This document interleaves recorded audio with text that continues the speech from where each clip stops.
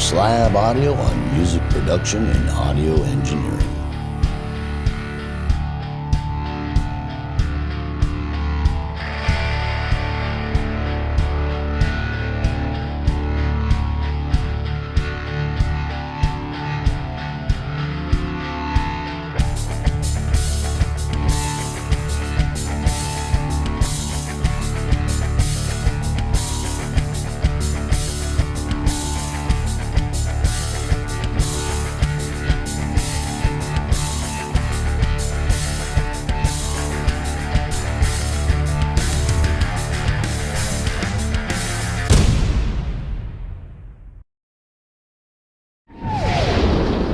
Welcome to Doc Slab Audio and our Insights series.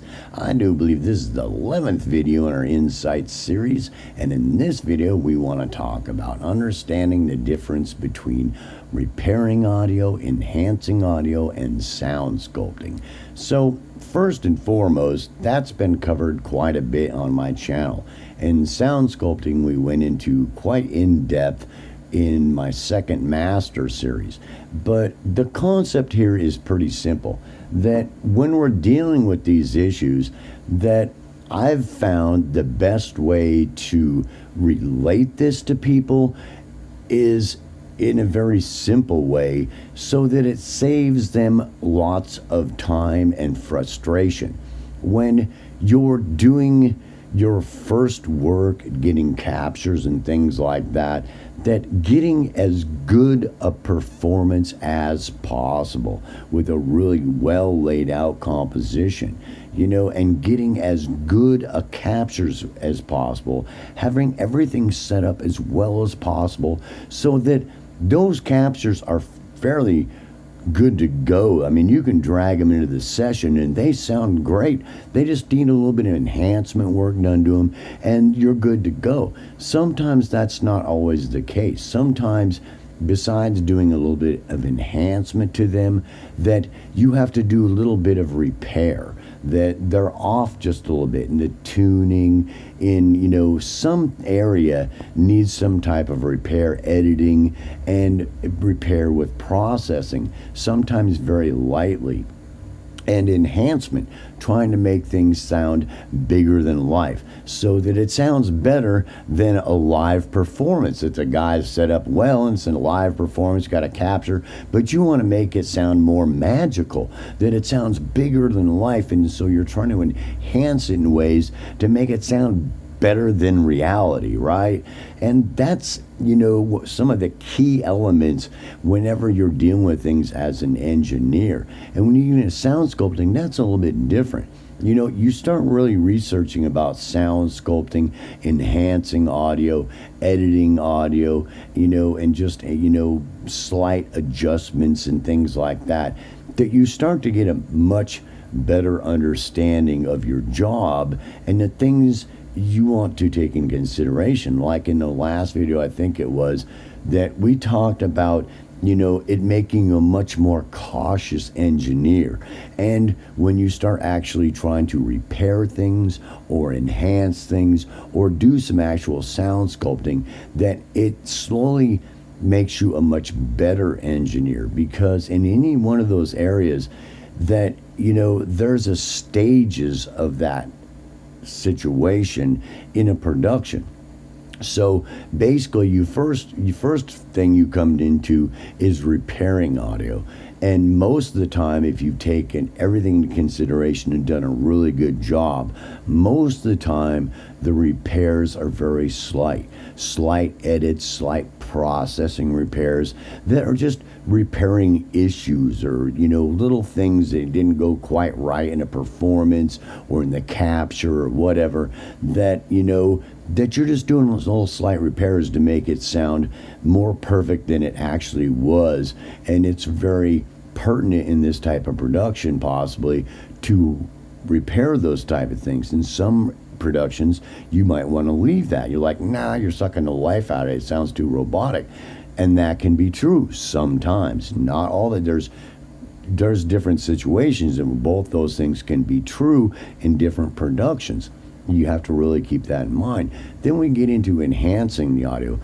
enhancing the audio is trying to make things sound better than life. So you have a great capture of a great performance that you've done some slight edits to and slight processing repairs to, and you want to make it sound better than reality, bro. So it sounds bigger than life. And sometimes that can be true, and sometimes that can't be true, and sometimes in varying degrees in different productions. And you really have to think about that and where and when that does apply and when it doesn't apply to do that properly for different productions. But it's a pretty obvious understanding, right, that you're trying to make it sound bigger than life. You've got a vocal that you want to make it sound just bigger than life, that the capture sounds great, but you want to do stuff to it with your equalization, your reverberation, spatialization, whatever you might be doing, echo effects or whatever, to make it sound bigger than life, better than live, and those are enhancements that you really fine-tune that aren't normally super drastic, but just cause it one notch up. So it's like great, and then it's a kick up from that, that just sounds make it better than life, bro. And those are enhancements that we do a lot sometimes that are enhancing the audio.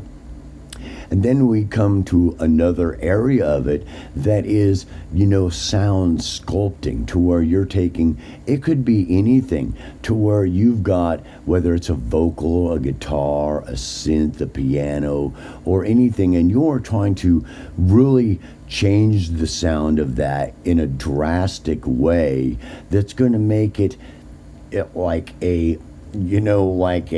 hyped up enhancement or actual a change of it in a drastic way in a couple different areas. Those two things can be very real, and sometimes I'll have maybe a vocal that I want to hyper enhance it, and I'm doing really super in-depth sculpting on it to make it sound, it's never ever going to be reproduced, but I'm going to sound sculpt it to where it's just it's way beyond enhancement, bro. And that can be with any instrument or synths or anything that I'm seriously sound sculpting it.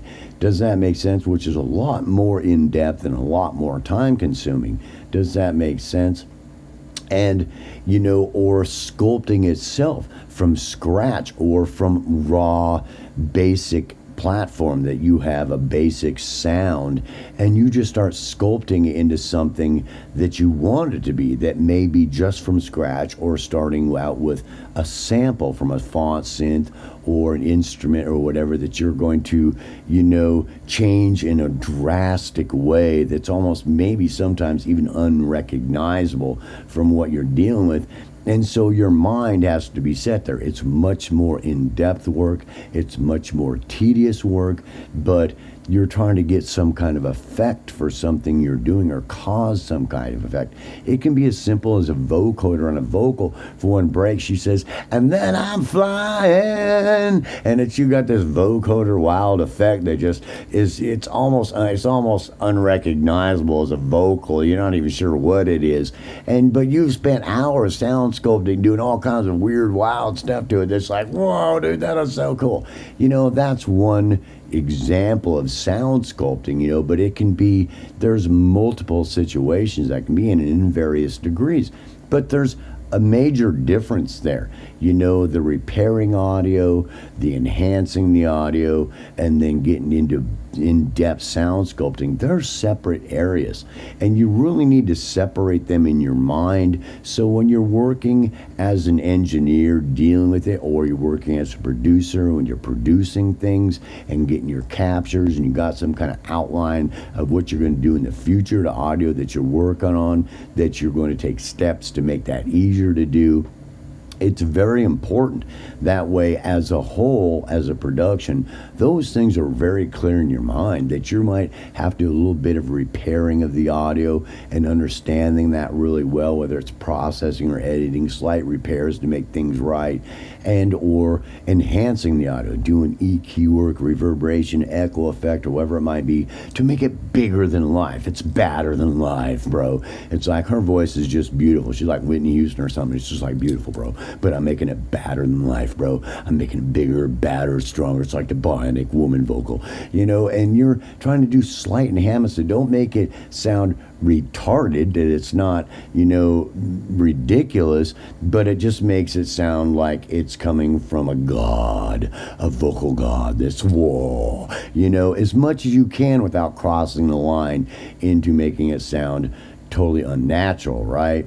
And then you get into the sound sculpting, which is a totally different arena, which is sometimes doing extreme things to where it's just extremely, hyper clean and hyper detailed and, unnaturally beautiful maybe sometimes, and or changing it to the point to where it's, you're doing something that's totally changing it in extreme ways for some type of effect. And I know that sounds simple, but you'd be surprised how many people I've seen just get lost in that they don't separate those three things and have them well defined in their mind and in the way they work and the way they like to do things and the productions they work in, that they're honing their skills in and mastering their skills in whatever area they're working in, or genres or production types or whatever, to where that's very distinct in their mind. It's very distinct when you're talking about audio repairs, what that would mean with editing and processing and, enhancing the audio, what they would be doing with the EQ, reverberation, echo effects, or whatever that might be to make things badder than life and more godlike, And, crossing it to the next level would be sound sculpting, that you're spending a huge amount more time in, detail of what's going on with something, and having those areas very distinct in their mind so that when they're working those areas, they don't have any question about which area they're working and whenever they're working through a production. So I hope that helps some to help you sit down and start clarifying that in your mind. And you can ask me any questions you want. There's my downloadable notebook. There's tons of videos on my channel. But you have to get that distinction in your own mind very clear to help you really perfect yourself as a producer and an engineer. So peace, self-love. I certainly hope you enjoyed this next video in our new series, and I will see you in the next video.